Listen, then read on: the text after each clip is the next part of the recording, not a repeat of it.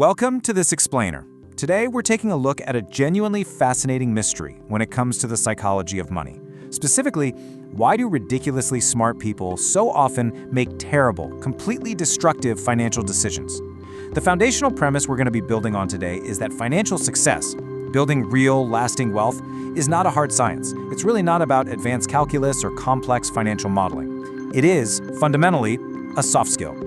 Okay, let's dive into this because it's a fascinating mystery, isn't it? Think about it. If finance were purely a math-based field, where you just plug data into a formula and it spits out the perfect answer, then the smartest minds in the world would obviously be the wealthiest. We'd see neuroscientists and rocket engineers topping every single rich list without fail. But that is definitely not what happens. Time and time again, we see absolute geniuses totally lose control of their emotions and become walking financial disasters. So, why exactly does raw intelligence so often fail in finance? To answer that, we really have to look at a tale of two entirely different men. First up, we have Richard Fusco. Now, he was everything society tells us a successful person should be, right? He was a Harvard-educated Merrill Lynch executive with an MBA. He was highly praised for his business savvy, literally making a 40 under 40 list of successful business people. The guy was so successful, he actually retired in his 40s. Now, contrast him with Ronald Read. Ronald was the first person in his rural Vermont family to even graduate high school. He fixed cars at a gas station for 25 years and swept floors at JCPenney for 17 years. He had no college degree, absolutely no Wall Street connections. But when Ronald Read passed away in 2014 at the age of 92, he shocked everyone who knew him. This humble janitor left behind a net worth of over $8 million. He ended up leaving millions to his local hospital and library. And listen, there was no secret lottery win here, no rich uncle who passed away. Read simply saved what little he could, invested it in blue chip stocks, and then he just waited. For decades, he let those tiny, consistent savings compound over time. Now, right around the exact same time Ronald Read died, Richard Fusco, our brilliant Harvard-educated executive, was also making headlines, but for a very, very different reason. Fusco had borrowed heavily to expand an 18,000 square foot mansion. We're talking 11 bathrooms, 2 pools, 2 elevators. It cost $90,000 a month just to maintain the place. When the 2008 financial crisis hit, high debt and illiquid assets absolutely destroyed him. He literally had to tell a bankruptcy judge he had no income.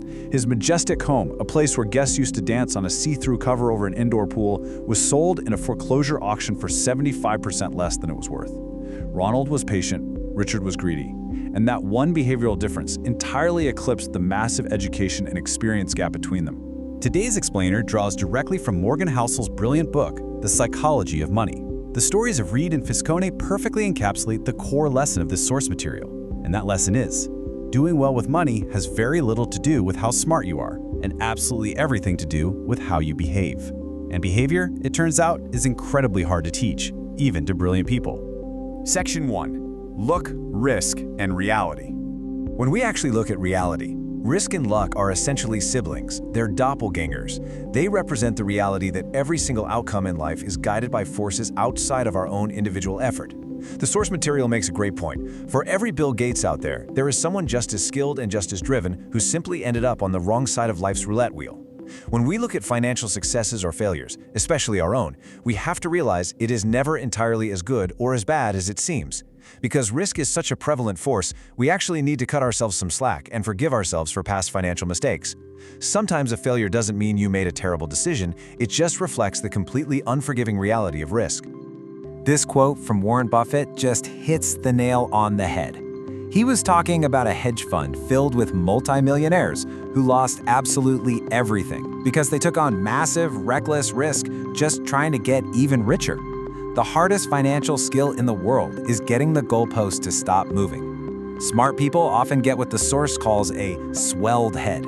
They make some money, they start feeling invincible, and suddenly they're risking the perfectly comfortable life they already have just to chase excess wealth they don't even need. Section 2. Be reasonable, not rational. Now, what's really interesting about this slide is the massive shift in perspective we need to accept. We're always taught that finance is about finding the mathematically optimal, coldly rational strategy. But let's be real, you are not a spreadsheet. You're a human being, a slightly screwed up, deeply emotional human being. The source suggests that in the real world, you really shouldn't aim to be coldly rational. You should just aim to be pretty reasonable. Why? Because reasonable is realistic.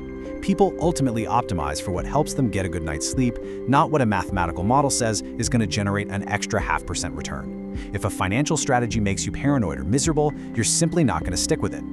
I absolutely love this quote from the great physicist Richard Feynman. He says, "Imagine how much harder physics would be if electrons had feelings. Physics is guided by strict, unchanging laws, right? If you apply a certain force to a bridge, it breaks. End of story. But finance? Finance is guided by people. And investors definitely have feelings. They get nervous, greedy, paranoid, and insecure. Because electrons don't have feelings, physics is predictable. But because humans do have feelings, financial markets are completely unpredictable." Section 3. The hidden price tag. And this brilliantly illustrates the concept of the hidden price tag. If you want a new $30,000 car, you basically have 3 options. You can pay the $30,000, you can find a cheaper used one, or you can try to steal it. Now, 99% of people know that stealing the car is a terrible idea because the consequences far, far outweigh the upside. You wouldn't try to get a car for nothing. Yet, when it comes to investing, ridiculously smart people constantly try to get something for nothing. They try to steal the returns without paying the price. But there is always a price. The currency of investing isn't just dollars and cents. The actual price of long-term investment success is volatility, fear, doubt, uncertainty, and regret. That is the hidden price tag. The problem is, when the market drops 20%, it doesn't feel like you're paying a normal fee for long-term gains. It feels like you're paying a fine because you did something wrong. If we can just shift our mindset to view market drops as the natural fee for wealth creation rather than a punishment, we stop trying to steal the car and we stop making emotionally destructive decisions to avoid the pain. Section 4. Playing a different game. This brings us to understanding how financial bubbles actually happen.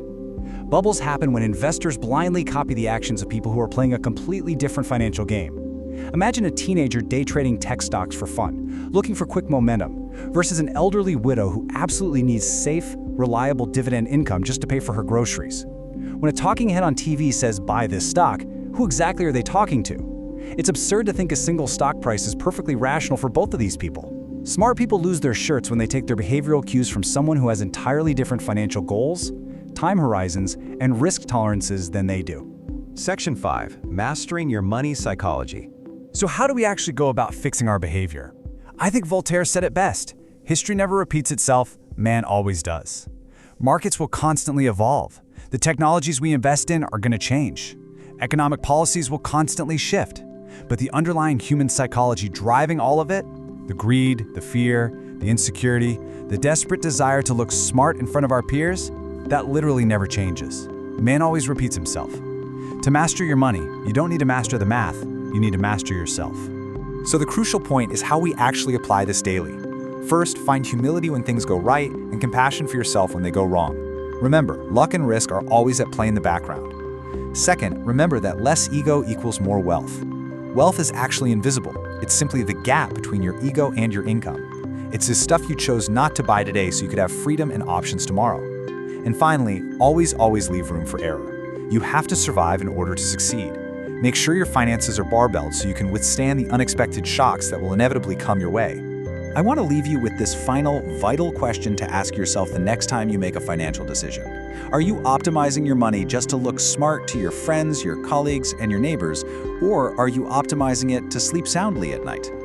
True financial mastery belongs to those who choose the latter. Thank you so much for joining me for this explainer. I really hope this completely changes how you view your own psychology of money.